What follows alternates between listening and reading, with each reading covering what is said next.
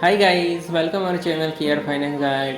आज हम डिस्कस करने वाले 3 टॉपिक पर। एक है रिसेशन, एक है इन्फ्लेशन, और इन दोनों की वजह से हमारे इंडियन इकोनॉमी पर क्या इफ़ेक्ट होगा उसका हम पूरा डिटेल में डिस्कस करेंगे। First is recession. रिसेशन किसे बोलते हैं? रिसेशन मीन्स अगर आपकी इकोनॉमी 2 क्वार्टर तक जीडीपी, आपका इकोनॉमी का जीडीपी माइनस में आए। अगर हम अभी देखें, हमारी इंडियन इकोनॉमी का जीडीपी 6 to 7% है, और इन अपना यूएस इकोनॉमी है, उसका क्वार्टरली जीडीपी हार्डली 3.5 या 4% है। अगर वो जीडीपी है 2 क्वार्टर तक माइनस में जाए, -1%, -1.2%, -0%, तब हम ऑफिशियली बोल सकते हैं कि रिसेशन हमारी कंट्री में हुआ है। तो अभी तक रिसेशन आया नहीं है, लेकिन आने वाला है। वो 5-6 फैक्टर्स है, उसकी प्रिडिक्शन करके हम बोल सकते हैं कि रिसेशन होगा। तो अभी हम प्रिडिक्शन लगा रहे हैं कि अमेरिका में, यूएसए में रिसेशन आने वाला है। और वो कौन कौन से टॉपिक है वो डिस्कस करते हैं।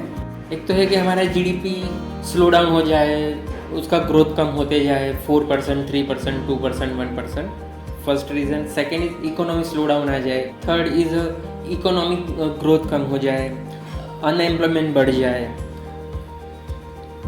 और इन्फ्लेशन बढ़ जाए। इन्फ्लेशन बढ़ने की वजह से, और सब कमोडिटीज़ का प्राइस बढ़ने की वजह से उसका कंजप्शन कम होता है, और उसका कंजप्शन कम है तो इसको उस हिसाब से इकोनॉमी स्लो डाउन में चली जाती है, और उसके बिहाफ पे जीडीपी भी डाउन होने लगता है, और उसकी वजह से हम देख सकते हैं कि उसमें रिसेशन होगा या आने वाला है, ऐसा हम प्रिडिक्शन करते हैं। अभी सबसे बड़ी दिक्कत है इन्फ्लेशन।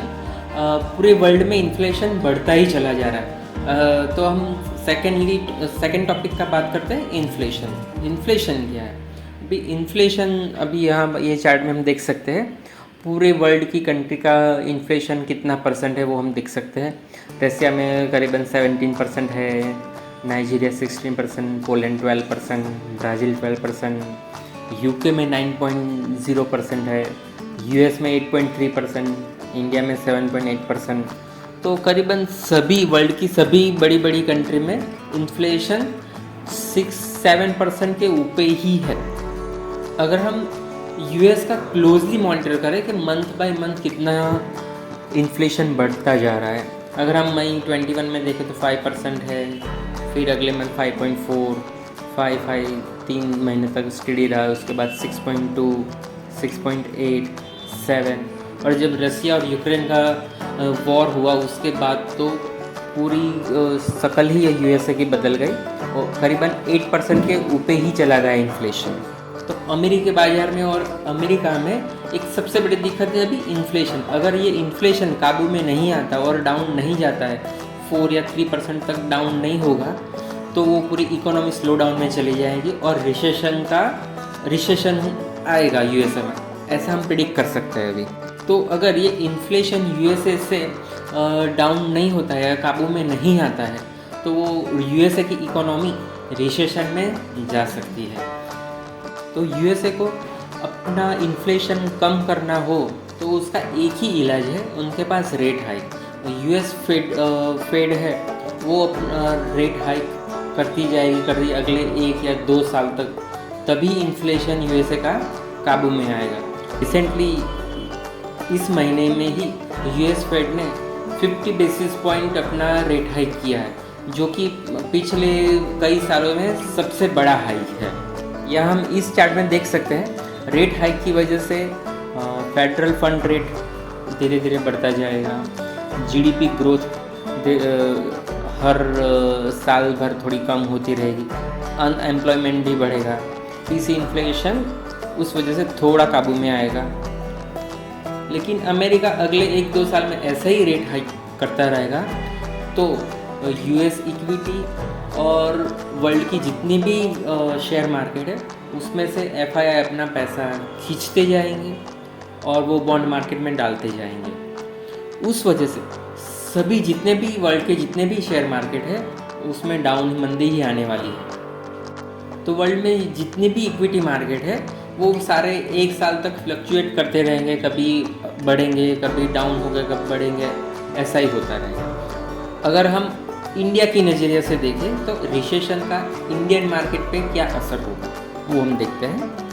अगर हम ये चार्ट देखें तो ये प्रोजेक्शन जीडीपी प्रोजेक्शन चार्ट है वर्ल्ड की सभी कंट्री का जीडीपी अगले 2-3 साल में कैसा रहेगा। हम यहाँ पर चार्ट में देख सकते हैं कि यूएस में 2021 में 5.6% था, 2020 अभी 4% और 23 का प्रोजेक्शन 2.6 है, वो बहुत ही लो है। अगर हम यूरोप की बात करें, जर्मनी, फ्रांस और इटली, उनमें भी 2.7, 2020 में 3.8 और 23 में 2.5 है। अगर हम इटली की बात करें तो 21 में 6.2 था, 22 में 3.8 है और 23 में उसमें भी 2.2 होगा। और अगर हम यूके की बात करें, यूके में भी 70.2 था 21 में, जबकि अभी 22 में 4.7 है और 23 में तो 2.3।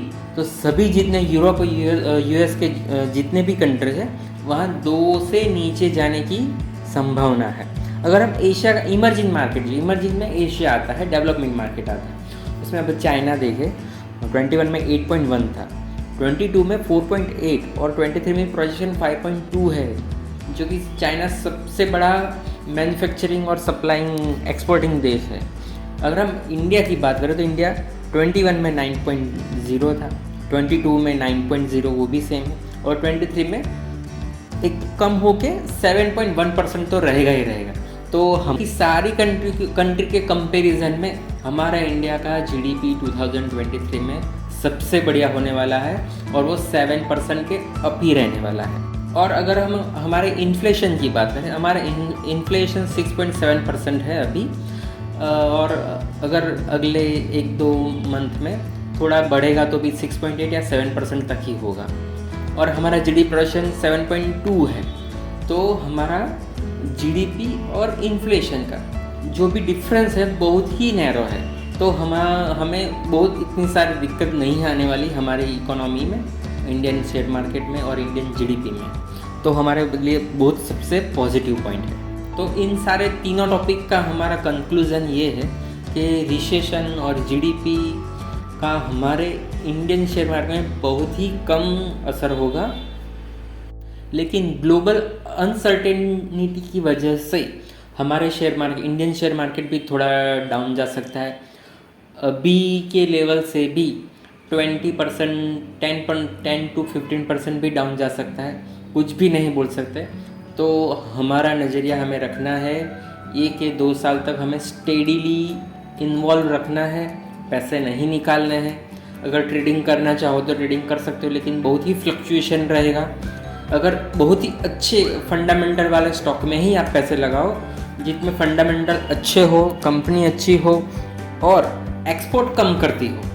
और दूसरा, जो कमोडिटीज़ बेस्ड कंपनी है उस पर भी आप इन्वेस्टमेंट ना करें कृपया 1 साल तक। जैसे कि डोमेस्टिक कंपनी हो, डोमेस्टिक कंजप्शन वाली कंपनी हो, जैसे कि HUL है या FMCG कंपनी है, ऑटो कंपनी है, उसमें भी फंडामेंटल सबसे अच्छी हो, वैसी कंपनी में ही इन्वेस्ट करके रखना है। और पूरा का पूरा इन्वेस्टमेंट एक साथ नहीं करना है। बहुत सारे मौके मिलेंगे आपको पूरे साल में। जैसे कोई दिन 1000 या 1200 पॉइंट नीचे गए, तब आप 10%, 20% इन्वेस्टमेंट कर सकते हो और लॉन्ग टर्म नज़रिया रखना है। तो ही हम 1 या 2 साल में हमारे पैसे बचा पाएंगे और 5 to 6% हमें रिटर्न मिलेगा। तो हमारे केआर फाइनेंस गाइड की तरफ से या लंबे समय तक शेयर मार्केट में बने रहे, नज़रिया लंबे समय का रखें, 1-2 साल के ऊपर का रखें और अच्छे शेयरों में रखें और कृपया लॉस बुक ना करें। तो यही हमारी गाइड है। Thank you guys watching our channel and watching our video KR finance guide. Thank you guys.